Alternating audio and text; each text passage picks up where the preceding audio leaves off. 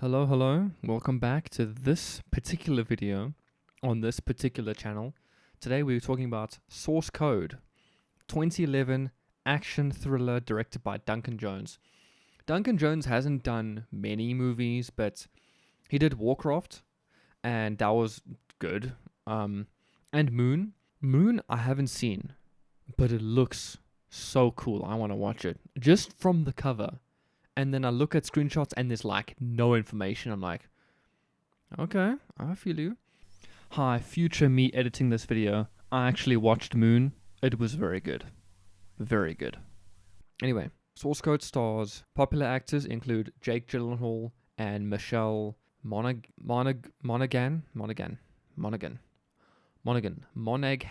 Jake Gyllenhaal is pretty popular. He did Brokeback Mountain, Review, in the description. I've done that one. Zodiac, Enemy, Prisoners. He's really popular. I must say he's one of the bigger ones. You know, next to like Ryan Reynolds, he's a pretty big one. Michelle Monaghan. She's also A-list. Plenty of movies she's been in. Nothing popping out. And this movie does contain spoilers if you're interested. It's not huge spoilers, but if you want to have a surprise about the movie, you can still watch it, and it's still going to be good because, let's say, he's the killer. You don't know what he's going to look like, so it's still going to be a good watch, you know? A man wakes up on a train across from a woman. He doesn't know her or anything that's going on, but he says that he is Captain Colter Stevens. He looks around, he checks his reflection, and he's actually someone else. The train then explodes, and he wakes up somewhere in some kind of chamber. There's a woman speaking to him, and apparently he's in Beligo Castle.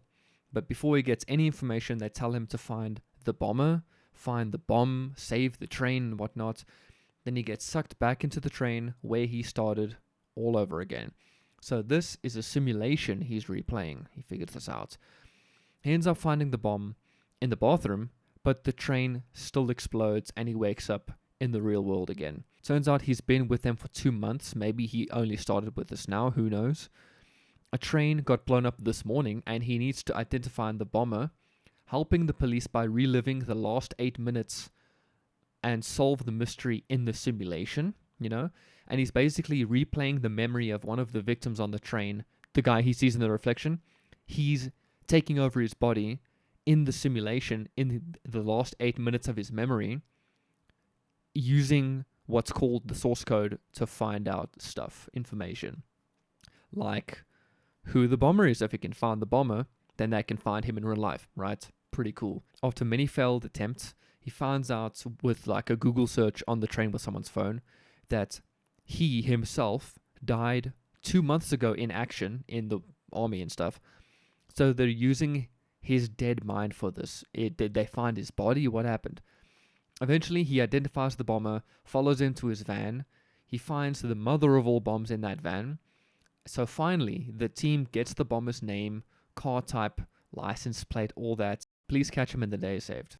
As a final goodbye, he requests one more run, and while he's under, they can pull the plug and kill him for good.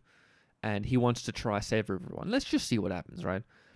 So in the last run of the simulation, he disarms the bomb, detains the bomber, like he handcuffs him to the rails and stuff, and he saves everyone, and they pull the plug. But this time, instead of everything just ending up back to where he started, the day continues, and to put it into simple terms, an alternate timeline is created, and everyone lives happily ever after. If you've seen Groundhog Day, Naked, Death Day, then you'll know where I'm coming with this. This is a time loop movie. It's called Time Loop, but I'm going to call it a Groundhog Day movie because it's my favorite movie of this type. A time loop in a movie is when someone relives the same span of time over and over again. I'm not sure if Groundhog Day was the first movie to do it, but it was the most popular and then spawned more after that. But the whole premise is reliving the same moments and seeing what you can do differently to escape the cycle. It's pretty cool. So in Groundhog Day, the main character wakes up in the same day every day. So let's say it's like a Monday, the 24th. He keeps waking up in the morning every time. And it's a 24-hour cycle. But in this movie, the character only has 8 minutes meaning that there's always a race against the clock and it keeps the tension high. It's a pretty good spin on it, right? And the thing about mystery movies is that you need to pay close attention to everything because eventually it's going to be revealed, and then you watch back and it's like, oh yeah, I noticed that thing before, you know? So the mystery can be revealed early on, or at least hints of it, but you won't see it yet because you don't know what you're looking for, you know?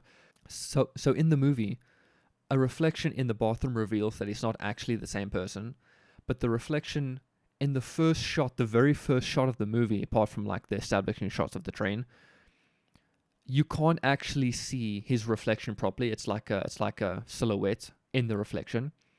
So they were clever in hiding some things, but then only revealing certain things over time because they don't want to reveal everything right away. And then it's like, oh no, he's that guy. It's smart, very smart. The dialogue was okay.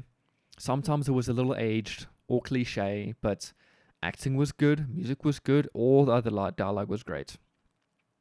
The story was solid, and if I'm honest, there's still some mystery left. You can see like flashbacks of different little moments in between his attempts, like after the train explodes, teleporting him to the real world and then back, there's like flashbacks. You can see Cloudgate. Then he creates the new timeline, and at the end, he actually goes to see Cloudgate in person. So he saw it for the first time there. So how could he have seen it in flashbacks if he hadn't seen it yet?